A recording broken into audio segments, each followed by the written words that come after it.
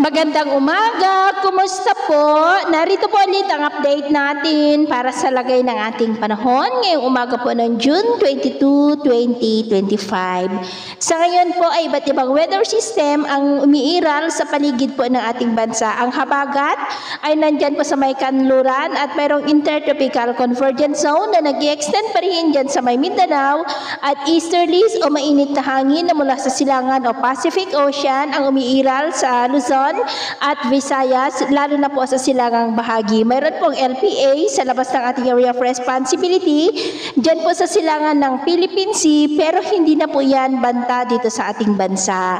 At sa ating long range forecast, wala pa rin pong bagyo na namamataan at tatawid sa ating kalupaan hanggang sa matapos ang buwan na ito, ay posibleng storm free po tayo, pero hindi pa rin inaalis ang posibilidad na maaari na may isang sama ng panahon na maaari na mabuo sa silangang baybay ng ating bansa na muling magpapalakas ng habagat na siya naman pong magpapaulan muli dito sa atin sa mga susunod po na araw. At sa lagay ng ating panahon, ngayong madaling araw ay may mga isolated rains na sa may Northern Luzon, Central Luzon, Metro Manila, Calabarzon, Bicol Region, Mimaro, Western Visayas, Central Visayas, Leyte at ilang bahagi lamang po ng Samar, Northern Mindanao at Surigao del Norte. At mamaya ay sisikat po ang araw, lalo na sa malaking bahagi ng Mindanao.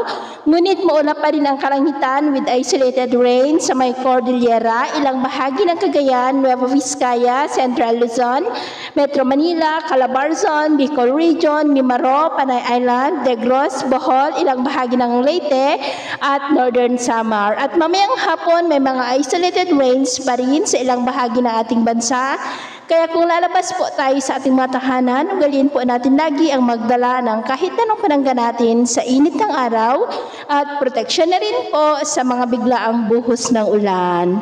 At sa atin naman po mga baybayin, wala naman po tayong nakataas na namang gale warning signals, pero iba yung pag-iingat lamang po kung papalaot tayo para po mas makaiwas sa mga sakunang pangkaragatan. So ito po ng latest update natin sa araw na ito. At ako pa muli si James na nagsasabing sa kahit anong pagsubok po na darating sa ating buhay, huwag po tayong mawawalan ng pag-asa. Thank you and God bless!